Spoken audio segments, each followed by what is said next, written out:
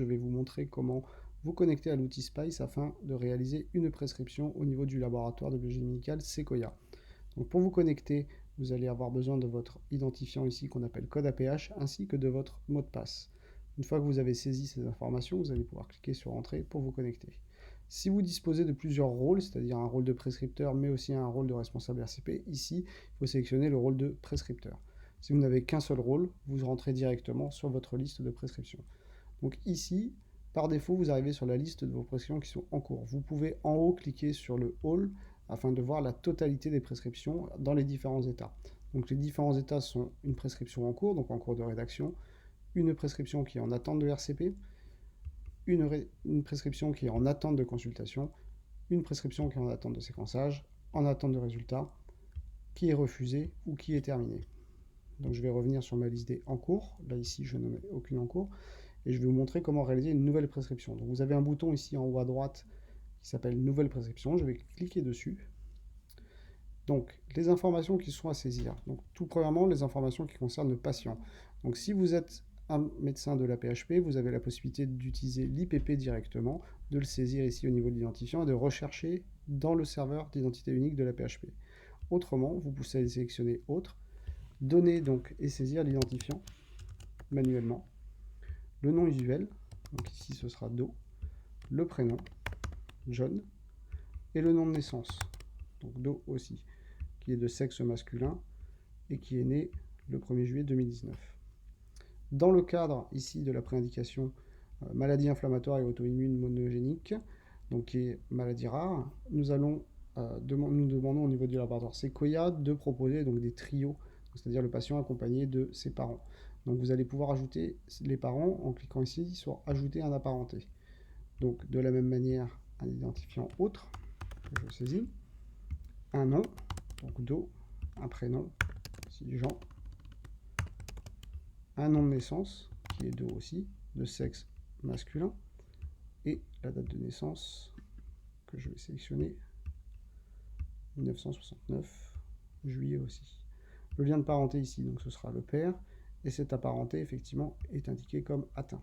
Je vais ensuite ajouter la mère, en ajoutant un nouvel apparenté, avec toujours un identifiant à saisir manuellement, le nom, Do, son prénom, Jane, et son nom de naissance, que ici je vais prendre Boursin. C'est une femme, née aussi en 1974, en juillet aussi. Le lien de parenté, c'est donc la mère, et ici la mère est non atteinte. Donc là, ici, vous avez saisi toutes les informations qui concernent le patient, l'identité du patient, l'identité des apparentés. Ensuite, en termes de données médicales, on vous propose ici d'ajouter des documents, donc des fichiers de type PDF, de type doc, de type Excel, tout type de dossier qui pourrait être intéressant et que vous souhaiteriez porter à la connaissance de la RCP. Donc je vais ajouter un document. Nous avons déjà pré-rempli différents types, donc ça peut être des documents de type clinique, biologique, radiologique, etc. Mais vous avez aussi la possibilité de sélectionner autre et de préciser le type de document. Donc ici, je vais proposer un document de type génétique et intégrer un compte-rendu de panel de gènes. Avant de passer au phénotype, je vais vous montrer que vous êtes en train de rédiger donc cette prescription, vous souhaitez faire une pause, reprendre plus tard.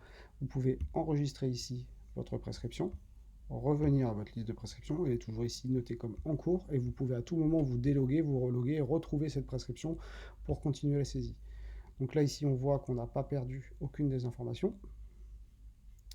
Je vais donc ajouter un phénotype avec à l'aide de la base Orphanet. Donc ici je vais mettre de manière totalement aléatoire donc un nom de syndrome, donc ici le syndrome d'Alport. Il suffit donc que je commence à taper les premières lettres pour qu'il commence à me proposer des choses. Et donc ici je vais retrouver le terme Orpha63 qui correspond au syndrome d'Alport. Quand je le sélectionne, il va me proposer ensuite une liste de signes cliniques au format HPO selon leur fréquence dans la pathologie. Donc ici de très fréquent à occasionnel. Donc ici je vais sélectionner uniquement les signes qui sont très fréquents. Je soumets. Donc ici on retrouve effectivement la liste des signes cliniques et vous pouvez toujours à tout moment supprimer des éléments. Je continue d'enregistrer au fur et à mesure. Ensuite vous pouvez toujours ajouter aussi ce qu'on a appelé des HPO additionnels. Donc ce sont des signes cliniques qui ne sont pas liés forcément à une pathologie orphanette. mais que vous souhaiteriez ajouter parce qu'ils sont d'intérêt pour le patient. Donc ici, pareil, je commence à taper les 3 premières lettres du signe que je recherche. Et donc ici, par exemple, je vais sélectionner le signe fièvre non expliquée. Dernier point, vous pouvez donc ajouter des commentaires.